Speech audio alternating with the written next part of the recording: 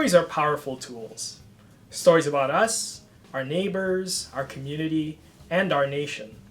Stories, whether we inherit them or create them ourselves, shape so much of how we view the world today. In the following video, Professor Eddie Glaude Jr. reveals the power of stories in shaping our world. Through the life and writings of author James Baldwin, Glaude examines the lies we believe about racial difference, the harm we commit by repeating them, and which stories we should instead be telling so that we can, as Professor Glaude titles his new book, begin again. And the value gap, to my mind, is the through line of American history, and that is this belief that white people matter more than others. And the belief evidences itself in our dispositions and in our social, political, and economic arrangements. This belief that white people matter more than others also shapes the distribution of advantage and disadvantage. The lie is in some ways the general architecture that protects the value gap, right? It's the stories it involves the stories we tell about Black people and their capacities or lack thereof, about why they are inferior, quote unquote, why they should be devalued. It's the stories we tell about America as the shining city on the hill or the Redeemer Nation in order to protect our innocence. Right? The lie, as James Baldwin put it in an essay in 1964 entitled The White Problem, is rooted in the fundamental contradiction of the country's, evidenced in the country's founding. As he put it, the founders of the nation began with a fatal flaw. And here I'm paraphrasing him here. He says, these Christians who also held chattel, right, sought to build a democracy, but these chattel, they had to say that these people weren't human beings, because if they weren't human beings, then no crime would have been committed. And here's the line Baldwin says: that lie is the basis of our present trouble. And he's writing that in 64, right, 1964. So it's the lies we tell about Black people, it's the lies that we tell about our treatment about Black people, it's the lies we tell about ourselves that keep us from, in some ways, confronting who we actually are as a nation.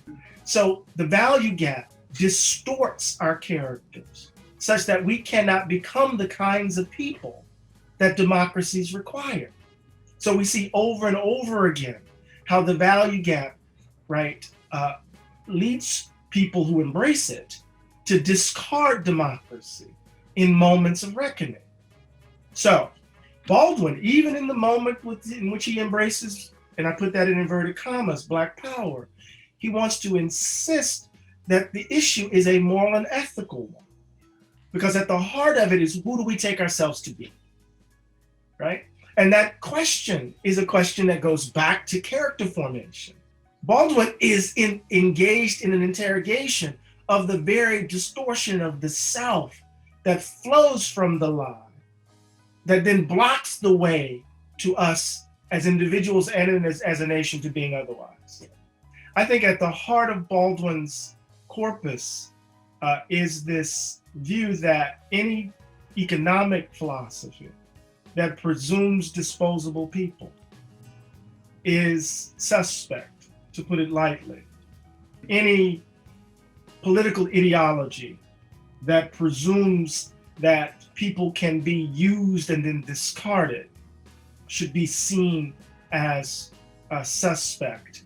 And so Baldwin is not inclined to embrace ideologies. He's an artist, he's a poet after all, but he intuits certain things, right? He wants to, in some ways, at least to put it in a different kind of language, he wants to insist on the sacrality of human being, of human personality.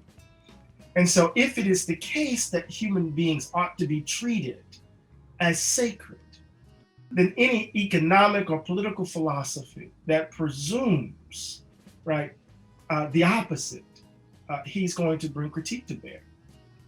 If you're concerned about a transformational world, a more just world, you have to do it right where you are.